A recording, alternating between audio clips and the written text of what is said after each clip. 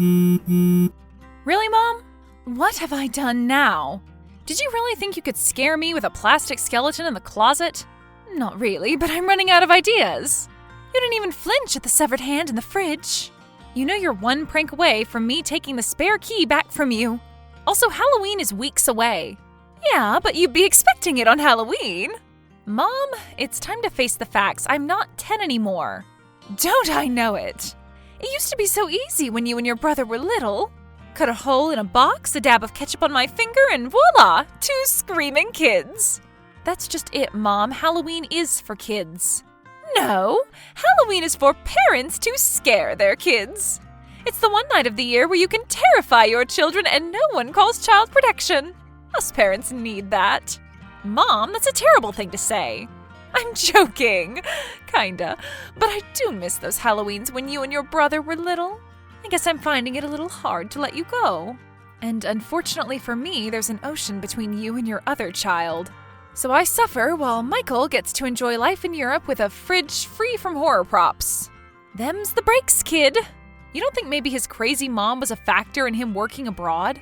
Don't you miss the old days when your dad was still here and we decorated the house together and planned that year's big scare for you two? He had some great stories. Yeah, he did, but he couldn't beat you. I miss him too, especially this time of year. Maybe we need to think of some new traditions for Halloween, though. I get it. No more Halloween pranks. I'll believe that when I see it. What time do you finish work? In about half an hour.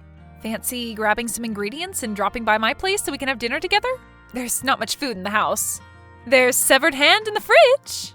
I already fed that to the skeleton. He needs to gain a few pounds. Hi, sweetheart. Could you come over tonight? I'd like to decorate the house for Halloween. I could use some help. Sorry, Mom, I'm working late. I have a planning meeting about this year's Halloween night at the library. Fine, but if they find me unconscious on the lawn tomorrow at the bottom of my wobbly ladder, clutching a string of light-up eyeballs that I had to put up on my own, it will be on you. I'll take that risk. You will be around for Halloween night, though. Actually, I wanted to talk to you about that. I'll be all Halloweened out by the time work's done. The library has a whole evening of events for kids, so I'll be the one clearing up when they're all gone. So, I'll be alone for Halloween? Just me and a pumpkin spiced cookies? I guess I'll just have to hope your dad will haunt me for the evening. In the spirit of making new Halloween traditions, I thought maybe you could come down and help. You'll love it. There's all the usual hokey Halloween stuff, and we read the kids a ghost story. That would be great! Plenty of kids to scare! As long as you keep it child-friendly. Remember, these are other people's kids. But I can tell them about Sheila Shush, right? Who the heck is Sheila Shush? You work at the library and you don't know about Sheila Shush? Should I? Her story must be in the local history section or folklore section, maybe. She was a librarian in the 50s, I think. She was a really stern old school librarian. No one dared return their books late to her, and no one made a sound in the library in case she shushed you. Oh no, this is going to be one of your stories, isn't it? She'd had a hard life, the oldest of 12 children, dirt poor, a missing mom, and a drunk and violent dad. Yep, you're on a roll. Keep going. She'd learned to value silence. She spent her life listening for the raised voices of her dad, and making sure her siblings all sat silently in the dark of their room, so they wouldn't become the target of his rage. A little cliched, but go on. To Sheila, silence meant safety, so it's no wonder that she ended up working in the library, and she would not let anyone shatter her cherished silence. If you dared to make even the tiniest noise, even a cough or a sneeze, you would be given a shush, but not a normal shush. Sheila had perfected a shush that felt like it was slashing your eardrums. You only needed shushing once by her, and you never dared speak in the library again. Except there was this one kid, Norman. You know, that one kid who just can't resist pushing the boundaries? The one who enjoys breaking the rules and sending pompous authority figures into a rage. Like the anti-you. Hey, I had a rebellious phase. You mean your 3-day goth phase? I love you very much, but you didn't really pull it off. It wasn't so much to do with bad choices as it was to do with bad makeup. Geez, don't hold back, Mom. Can I please finish my story? Norman was the real deal, a rebel without a clue. After his first shush, he made Sheila his target. One dark October afternoon, he stuffed his ears with cotton wool, blew up his best whoopee cushion, and marched on up to the second-floor stacks. He popped out from the end of the stacks and leaned over the railing to look down over Sheila at her counter, and squeezed that whoopee cushion with impish delight. Impish delight? What's that, a candy for devils? Quit it! You're ruining the atmosphere! Stop with the cutting remarks or I'll shush you! Sheila fired off a shush on instinct, but as she registered the vulgar noise, she spun on her heels and met Norman's eyes with fury. He wasn't smiling anymore. He watched in shock as Sheila darted for the stairs and flew up them, shushing all the way. He quickly jumped back into the stacks and hid behind the furthest bookshelf. He removed the cotton wool from his ears, listening in silence as Sheila patrolled the stacks, shushing all the way. As she came close, he ran to the end of the row, hid behind the next shelf. Listening carefully the whole time, he managed to stay hidden for 15 minutes. But suddenly there was silence. He thought he heard quick footsteps on the wooden staircase and thought she might be laying in wait at the bottom of the stairs. To be sure, he carefully came out of the stacks and peeped over the railing to the floor below. Sheila wasn't at the foot of the stairs. She was behind him. As he turned, he came eye to eye with her. He backed up against the railing. Sheila, eyes wild with fury, puckered up her thin, blood-red lips and gave her most violent shush ever. All the rage and frustration crystallized into one sharp, ear-shattering shush. No one knows what happened next. Some say she pushed him. Some say he was already dead from that terrible shush. Either way, Norman went over the railings. Sheila knew right away that it was over for her. She would never see her precious library again. She simply met Norman's dead eyes, smiled a bitter smile, put her finger to her lips, then threw herself over that railing down onto the polished marble floor of her beloved sanctuary. Wow, Mom, that one's dark even for you. Darling, it's not over yet. This is obviously a ghost story. They say her spirit still walks the stacks searching for Norman, ready to rush to any noise. And you best be quiet up there. My mom told me that a couple of kids had died there. Just found on the floor a trickle of blood coming out of their ear. The official story is they had a brain hemorrhage, but how did two kids have one at the same time? Everyone knows they died from a deadly shush from Sheila. Yeah, don't tell that story to the kids, please. Did I scare you? I did, didn't I? Okay, Mom, you have officially given me the heebie-jeebies. Just a little, but yes, you win. You have Halloween scared me. Yay! I gotta go. See you on Halloween. Can't wait. And bring those pumpkin cookies. The kids will love them. That reminds me of a story. Mom, stop. Hey, Mom, just checking you are ready for tomorrow. I was thinking you could meet me at the library around 5 to help me set up. Yes, I'll be there. Great. By the way, I had a look at the library archive. There was a Sheila Sanderson who worked at the library in the 50s. Her paycheck stopped suddenly in October in 1954. And there is a newspaper report about the mysterious deaths of a brother and sister in the library on Halloween. But I can't find any stories about Norman or Sheila. I can't believe I didn't know about it. Really? That's interesting. Oh, I thought I'd at least get a told you so. Sorry, told you so. Hey, sweetheart, I'm at the library. I can't see you. Oh, hey, Mom, come upstairs. I'm in the reading room next to the stacks.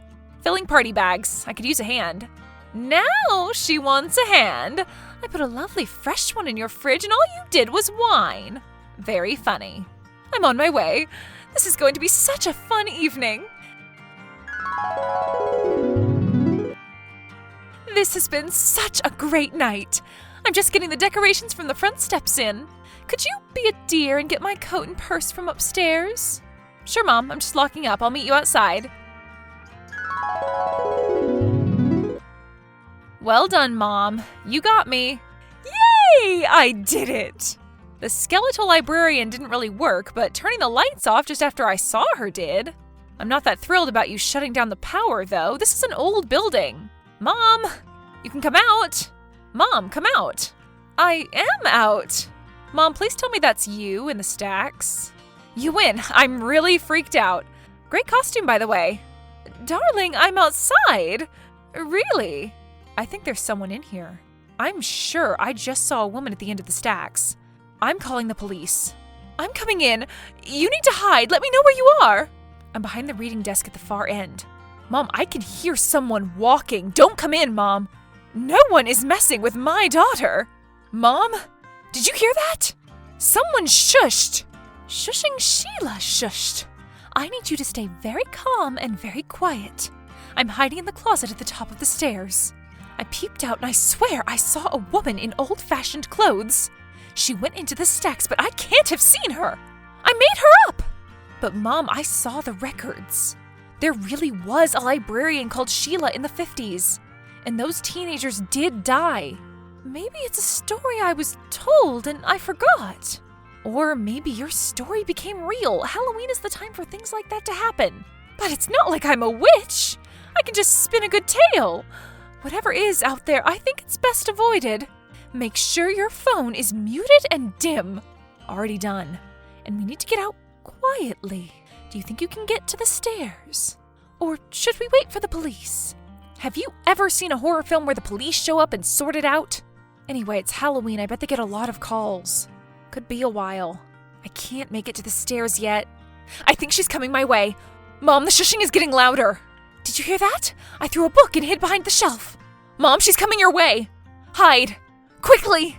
I'm going to make a run for the stairs. Are you there? I didn't make it. I banged into the railing and it made a noise. She came running at me. Mom, it is her. She's so pale and her lips are so red and her eyes are so black. I had to hide under a reading bench. Mom, she's so close. She's going to find me. I threw another book, but I don't hear her coming. Is she near you? Are you there? She's standing right in front of me. I can see her feet. Sweetheart? Sheila? Sheila? Sheila? Shushing Sheila. Honey? Yes. What was that? Are you okay? Shh. I made her quiet. I have her phone. This is not your daughter. She's gone to turn the lights on. This is Michael. Your son Michael. Not the Halloween one. We wanted to give you the best Halloween prank and a surprise visit all in one. If you come out from behind the desk, you'll see that old lady. Is your son in a dress. You know me, Mom. Never could resist a bit of drag. Huh? Is that really you? Think for a moment, Mom. Is the ghost of a woman you completely made up real? Or do you have a son and daughter who know that Halloween is your favorite time of year and wanted to give you the best scare ever? Where are you, by the way? I thought you were behind the desk. Darling, I don't know if I want to hug or strangle you both. I'm in the ladies' bathroom. I know it never works out well in the movies when someone hides in there, but you two didn't leave me much choice. I was gonna pee my pants. I'll be out in a moment. Don't you dare turn out those lights. Mom, it's your daughter again. I just gotta know right now. I got you, right? Oh, you did. I'm coming out now. Please be outside the door. I don't want to walk anywhere in this place alone. I guess some mothers might be mad, but now my heart has stopped racing. I'm kind of proud that my son and daughter loved their mother enough to scare her to death on Halloween. You two are the best kids ever. Shush! You're making me blush. Very funny. Hey, sweetheart, just letting you know I made it home okay. Thank you for a wonderful night. Glad you enjoyed it. Can you remember to grab my librarian skeleton when you get to the library tomorrow? Yeah, it's here. I picked it up with all the other Halloween stuff. Are you sure? Positive. I'm sure I saw it peeping out from the second floor window of the library as we were leaving. No, it's here. Then who? You know what? Never mind. I've had enough of shushing Sheila for 1 year. Since our night of terror, Mom hasn't pulled any more Halloween pranks on me or Michael. But she has been helping with nearly every kids event at the library. It's given her a new lease of life. The Halloween event is her favorite, though. She dresses up as Sheila Shush and tells a much tamer version of her story. The kids love running around the stacks while she chases them. She even made it onto the local news with her story, and despite it all being made up, people do stop her in the street and tell her that she told the tale wrong and add a new bit to the legend. And several people have said they've seen her on the second floor. I think Mom really did make a ghost real. Happy Halloween, everyone, and remember, if you hear a shush when you're next to the library, be ready to run. Sheila is overdue a victim.